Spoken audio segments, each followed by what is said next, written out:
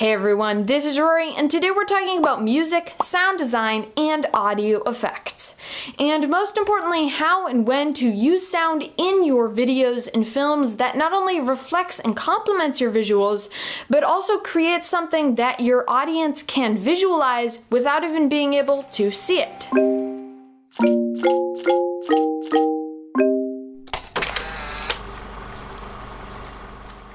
Audio is proven to be what our brains detect before the visuals, and good sound design and good audio are an incredibly important part of the filmmaking process and also a hugely underestimated tool. Good audio edited with crisp visuals can have your audience feeling so many different emotions at once. It can make them feel happy or sad or angry or stressed, and good sound editors can even have the audience feeling all of these different emotions at once. So I have filmed and put together some footage into a little music video of sorts using some of the techniques for finding and recording audio that I'm going to talk about in this video so that you can get a good idea of how audio can enhance your videos and your films. So without further ado, I present to you Autumn in Oregon.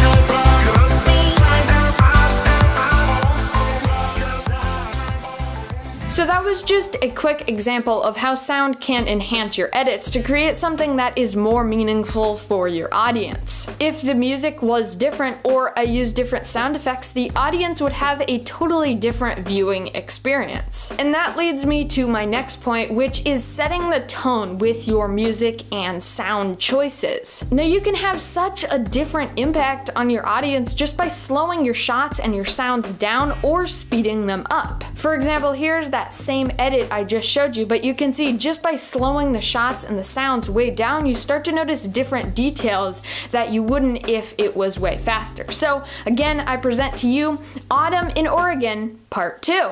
Will I cry?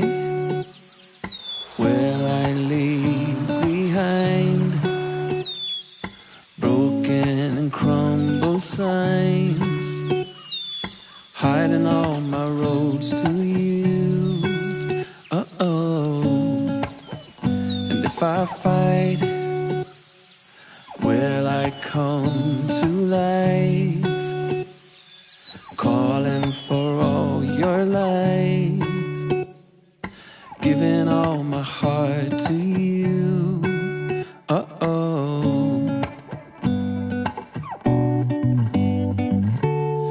And I've been falling, I've been lost. So as you can see, just by slowing the whole thing down, you start to see motion in the subject rather than in the camera. This effect also makes the whole thing seem a lot calmer, maybe even tranquil, and some people like this type of editing and others don't. Again, it's really just a style. Another thing to keep in mind is your music appropriateness. So if you have a scary movie where the monster's about to eat the main character, you're probably not gonna want happy, upbeat music. You'll probably want something a little more sinister, maybe even evil. The music might also be played a little louder to emphasize that something really is about to happen, although I have seen films where they actually play it quieter to get the audience on edge to get the full effect out of their jump scares. Again, like I said, it really depends on your style and what you're going for. Now, another thing that you can add to your videos and films is sound effects, or SFX. This is yet another thing I see people underusing. Real sounds are what ties your audience to your location and authenticity. Music is important for setting the tone, but if you don't have real sounds, there's a certain amount of disconnect that occurs. Finding and recording these authentic sounds isn't even that hard. It could be as easy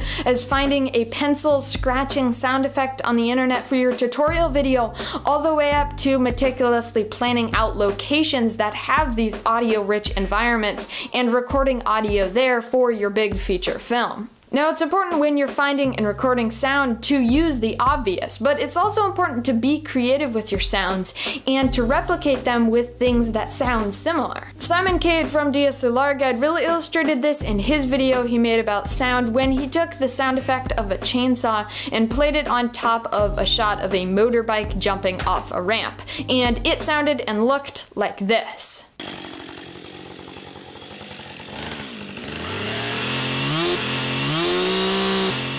Now, you also don't necessarily have to record your own sound. You can fairly easily find the sound of a chainsaw online, but you want to make sure that you're allowed to use it. Copyright infringement is a huge problem. So many people will go onto YouTube or iTunes or Spotify and take music off there to use in their films or videos, but the majority of the time is that this music you're not allowed to use. There are, of course, exceptions for this, like the YouTube channel NCS Sounds, who has over 13 million subscribers and uploads totally free, royalty-free music that you can use in your videos and films. There's also freesound.org and soundbible.com that both have a huge library of sound effects if that's what you need. YouTube also has their own audio library that's built into the Creator Studio, and most of this music and most of this sound is licensed under Creative Commons, which means that you can use it in your videos as long as you put a link to the artist.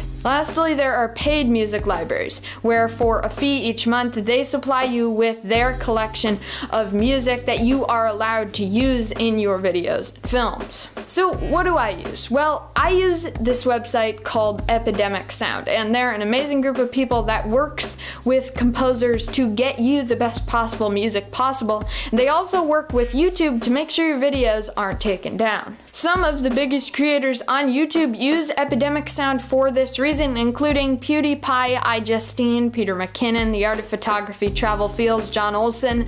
The list goes on and on. Epidemic Sound is also fairly affordable. You get unlimited music and sound effects to use wherever you want, and assuming you're getting under 500,000 monthly channel views, it only costs $15 a month. If you're just starting out and you want to try out Epidemic Sound but you don't want to commit to paying each month, fear not, they do have a 30-day free trial in which you can use all of their music just as if you had a subscription. So if you're interested in that, I will put a link in the description box below. Now, the last thing I want to talk about is recording your own audio, specifically in the studio environment, like in a YouTube video or for a podcast. Now, I personally use the Rode VideoMic Go for my B-roll and for my YouTube videos, mainly for the ease of use and the superb audio quality that comes out of it. It's definitely not the best microphone Rode makes, but it's also not the worst either. But it's a really good illustration of what you can do with inexpensive gear. You're listening to it right now. In my case, the biggest problem I have is echo. I film in a fairly large room, and so there's a lot of places for sound to bounce off. A while back, I purchased some acoustic foam from Amazon.com,